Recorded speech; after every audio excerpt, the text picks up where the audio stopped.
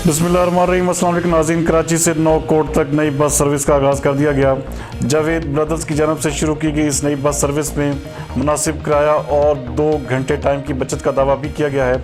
हमारे city reporter Abid Ali दिन के मुताबिक इस बस सर्विस का बाकायदा इफ्तिताह सेक्रेटरी ट्रांसपोर्ट गुलाम अब्बास डेथो ने किया। इफ्तिताही तकरीब में रुकन सिंध असम्बली स्टीफन नवीद, इलाका मोअज़्ज़िज़ीन और ट्रांसपोर्ट शुबा से तल्लुक़ रखने वाले अफराद की कसीर तादाद ने शिरकत की।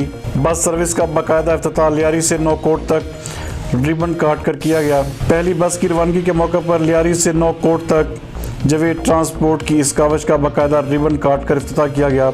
मजीद इस हवाले से देखते हैं ये रिपोर्ट। काफ़ी सहूलियात दी हैं। एयर कंडीशन गाड़ियाँ उस रोड पे ऑपरेट ही नहीं कर रही हैं। टोटल डिलक्स गाड़ियाँ चल रही हैं, लोकल वैन्स चल रही हैं, एयर कंडीशन गाड़ियाँ ये पहली दफ़ा ऑपरेट हो रही हैं और इसके अंदर काफ़ी अच्छी सहूलियात दी हैं। न्यू मॉडल की गाड़ियाँ लगाई गई हैं, यूटोंस बस लगाई गई हैं, इसमें वाईफाई की भी सहूलत दी गई है, काफ़ी चीज़ों की सहूलत दी गई है। इससे आवाम को हमारी तरफ से बिल्कुल बहुत अच्छा रिलीफ भी मिलेगा और कम से कम किराए के अंदर हमारी पूरी कोशिश होगी कि हम कम से कम रेंट के अंदर उनको यानी कि अपने मंजिल मकसूद तक पहुँचाएँ।